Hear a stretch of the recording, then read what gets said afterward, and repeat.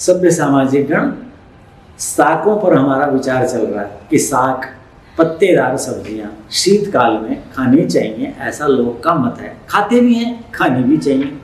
लेकिन आयुर्वेद का उसमें क्या चिंतन है कि भाई ये जितनी अच्छी कही जा रही हैं, सुनी जा रही हैं, ये समाज समझ रहा है उतनी अच्छी नहीं है, हानि ज़्यादा करती हैं, लाभ कम करती हैं। तो सागों में सबसे उत्तम साग कौन सा है? देखो, साक राट वास्तुकम, बथुआ साकों का राट वाली राजा है। साक राट विशेषण है, वास्तुकम बथुआ। इसको आयुर्वेद के आचार्य ने क्या कहा? साक राट सागों का राजा है। इसके खाने में कोई दोष नहीं, जितने हमने दोष गिनाए वहां एक भी दोष नहीं है इसमें। इसलिए आपने देखो बथुए को बहुत पसंद करते हैं, बहुत महंगा भी मिलता है, और लोग कहते हैं रायता बना लो, ये बना लो, रोटी में डाल लो, खूब खाते हैं लोग जो समझते हैं। और जो शारीरिक श्रम ये वो इधर उधर वाला संसार सबसे निकृष्ट चीज खाता है, वो बताऊंगा मैं आपको। देखो, कहते हैं वास्तुकम, बथुआ जो है वो क्या, दीपनम, जठराग्नि को बढ़ाता है, अग्नि को दीपित करता है। ठीक हो गया? जैसे अग्नि जलाना, तो अग्नि जो बुझी हुई है, सुप्त है, उसको बढ़ाता है। पाचनम, जो पाचन प्रक्रिया चल रही है उसको और बढ़िया करता है। दीपन और पाचन का अंतर समझ गए? दीपन का मतलब क्या हुआ? अग्नि थी नहीं, बिल्कुल मंद थी, उसको शक्तिशाली बनाना। पाचनम का मतलब क्या हुआ है कि उस जो अग्नि बढ़ गई है उसका जो कार्य है, उसका कार्य क्या? पाचन। तो उसमें पाचन शक्ति देना, ये पाचन है। जैसे सौंफ है, दीपन और पाचन है। कुछ केवल दीपन होते हैं, कुछ केवल पाचन होते हैं द्रव्य आयुर्वेद में। सौंफ क्या है? दीपन और पाचन है। अग्नि को बढ़ाता भी है, और बढ़ी हुई अग्नि बोलो उसके कार्य को करने में उसकी सहायता भी करता है। तो ये क्या है? दीपन और पाचन है। कौन? बथुआ। तो सर्दी में बथुआ खाया करो, अब भी खाया करो। बथुआ मीठी आग में उबालना, पानी फेंकना नहीं है। यदि पानी फेंकना हो तो उसको अलग रख लो और उसे सिर धो लो, स्नान कर लो। ये शैम्पू साबुन वगैरह अच्छी चीज नहीं है। एक तो इनमें रसायन है, दूसरा इनमें विविध प्रकार के जो प्राणियों के अवशेष जरूर होंगे, जैसा मैंने सुना है। अब सोच जाओ, फिर हमें पाप नहीं लगेगा? अमेध्य है ना, अमेध्य चीजों से क्यों स्नान करें? तो शरीर को छुआए, अपवित्र हो। तो आप ये बथुआ है, यदि मान लो नीचे का बच गया, बासा हो गया, ज्यादा आ गया, उस दिन बथुआ उबालो और उसका पानी निचोड़ो और गुनगुने पानी से सिर धो, सारा शरीर धो, स्नान करो, कितना अच्छा होगा। तो ये तो क्या कहा? दीपन और पाचन है। तो रोज नहीं तो कभी कभी इसका रायता बना लो, ठीक हो गया ना? नहीं तो रोटी में डाल लो, जो परांठे खाते हैं परांठे में डाल लो। मैं परांठे का पक्षधर नहीं है। शीतकाल में खूब परांठे खाते हैं लोग, खा भी लेने चाहिए, चलो, लेकिन चलो खा भी लेने चाहिए। मैंने चलो शब्द का प्रयोग किया, इसका मतलब क्या हुआ कि हमारी आवश्यकता नहीं, हमें खाना नहीं चाहिए परांठे। समझ गए? भारी है, जठराग्नि को तंग करेगा बड़ी उम्र में जाकर। जठराग्नि की ताकत खत्म हो जाएगी धीरे धीरे। ये चीज है। ये जो रोग हो रहे तरह हृदय रोग, कल ही किसी से बात हुई थी, फिर काफी छोटे छोटे थे, कुछ मित्र विवाह में गए, उनके घर आया हूँ, कर लगे, कैसे हो? कहते मेरे तो 2 स्टंट डल गए जी। मगर बताओ, हमसे तो कम से कम 10 साल छोटे जी। मैं यूँ होता। क्यों? जब यौवन में अंग होते हैं, जब शरीर में कुछ नहीं होता तो कुछ नहीं होता। ये तो बूढ़े लोग परहेज करा करते हैं। अरे बूढ़े की समझ यदि पहले आप में आ जाए तो कोई बुराई है कि उसी समय आओगे? तो बीत चुका समय, अब समझ आने क्या फायदा? पहले ही समझ लो उस चीज को। मैं जब जवान था तो हमारे घर में श्रीमती होकर बूढ़े जैसे बातें करते हैं, मगर बूढ़े जो बात करते हैं वो अच्छी होती है बुरी? पहले बताओ। तो ठीक होते हैं अनुभव की। तो मैंने कहा वो बुढ़ापे में अनुभव आए, यदि पहले आ जाए तो वो बुराई है? फिर चुप। अरे बूढ़े होना जवानी में अच्छी बात है ना। बूढ़ा शब्द नहीं है, वृद्ध शब्द है। क्या शब्द है? वृद्ध। वृद्ध का मतलब वृद्धि में प्राप्त है, वृद्ध है जिसने वृद्धि को प्राप्त कर लिया। ज्ञान वृद्ध बनो, आयु में ही वृद्ध क्यों बनना है? पहले वृद्ध बन जाओ ना, ज्ञान वृद्ध बन जाओ, वही वृद्ध बाद में बन जाना, वो तो अपने आप बना देगी प्रकृति। हमें ज्ञान वृद्ध बनना है। तो आरंभ से ही ध्यान रखो, तली हुई चीजें ये सब नहीं खानी, सीधा घी खाओ ना रोटी पे रख करके। आप बथुआ डलवाओ रोटी में, उबला हुआ, और गुथवा लो, उसमें नमक आदि डाल लो, जो भी डालना है छोटा मोटा सा, और फिर उसके ऊपर खूब घी रख करके, और खूब घी के साथ खाओ सीधा। घी को उसमें लगाओगे तो घी तवे को लगेगा, घी के गुण नष्ट होंगे, घी अंदर घुस जाएगा। किसके? परांठे में जो चीजें डाली, आटा डाला, उनको अलग करने में शरीर को कितना कष्ट होगा, कितनी शक्ति खर्च होगी। फिर उसकी शक्ति बुढ़ापे में बचेगी क्या? जो जवानी में खा खा करके खर्च कर दी, आगे उसकी तो सीमा है ना कार्य की, उतना ही कार्य करेगा, फिर वो फेल हो जाएगा बाद में। किसका तो लीवर फेल हो गया, इसका तो ये हो गया, फिर गुर्दों की तंगियां, जो तली भुनी ज्यादा चीजें खाएगा गुर्दे खराब होंगे उसके। तो ये समझ जवानी में पैदा करना है। तो ये वृद्धत्व बूढ़ापन है। बूढ़ा का मतलब ज्ञान वृद्ध। वो जो बूढ़ापन जिसे कहते हैं लोग, वो तो आयु का है, वो तो अपने आप प्रकृति होगी, तुम नहीं बनोगे तुम भी होना पड़ेगा। तो कहने का मतलब ये है कि परांठा बहुत अच्छी चीज है नहीं है, बथुआ खाना है। रुक्षम न रुच्यम, रुचि पैदा करता, रुक्ष नहीं रुच्यम, पाचन और दीपन है बथुआ, और रुच्यम भोजन में रुचि बनाता है, खाने में अच्छा लगता है। लघु हल्का है। तो लोग शुरू में क्या पढ़ा था?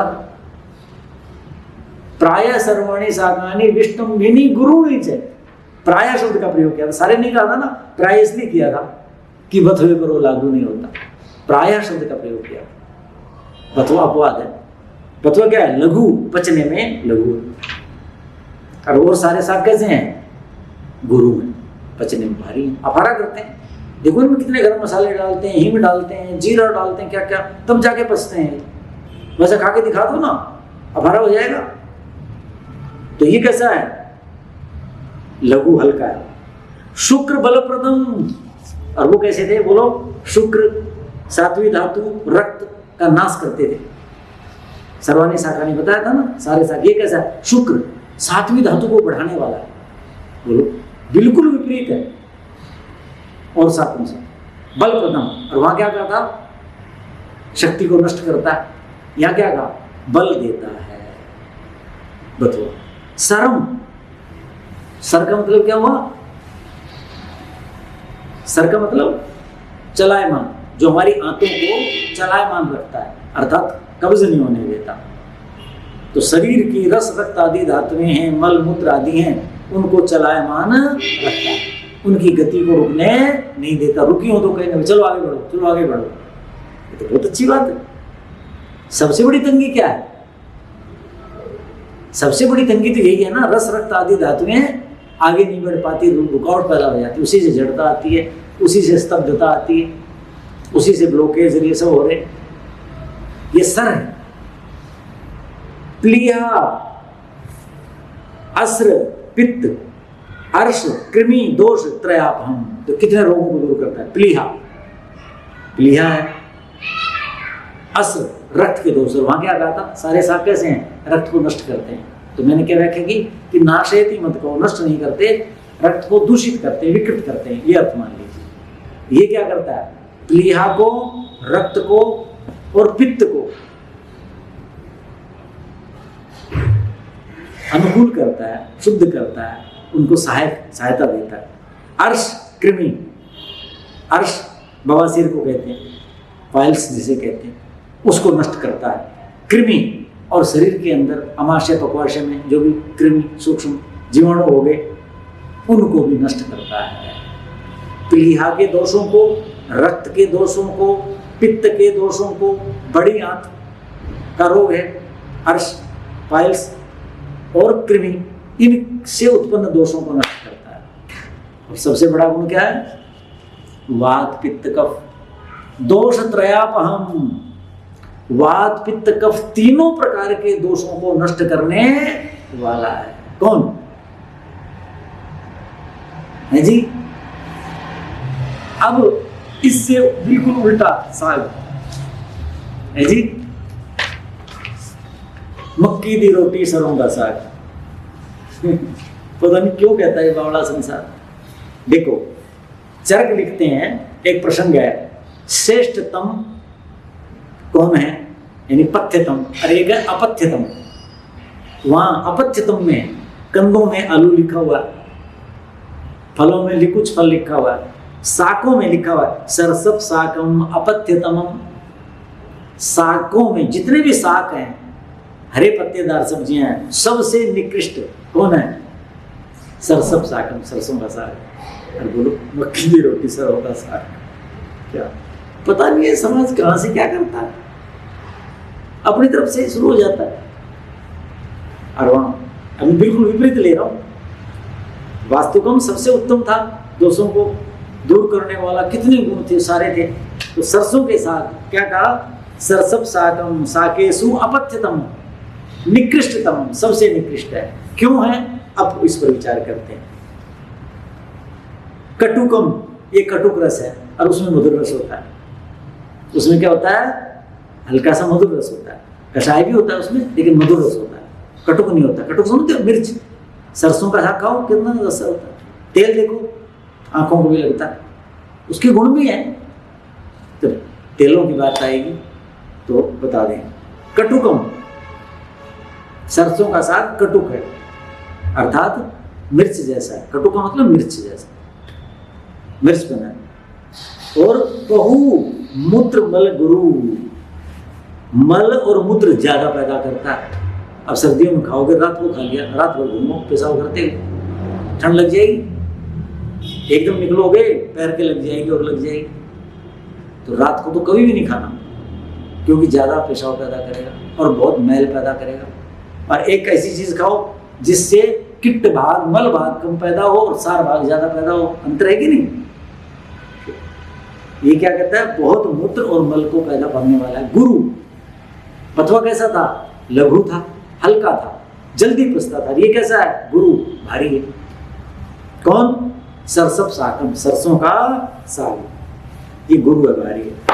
अम्ल पाकम, उसका पाक लिखा हुआ नहीं था, लेकिन मेरा अनुभव है, पथवा मधुर विपाकी होता है, उसका विपाक मधुर होता है, यानी पचने के बाद मधुर रस में तो पुष्टि देगा।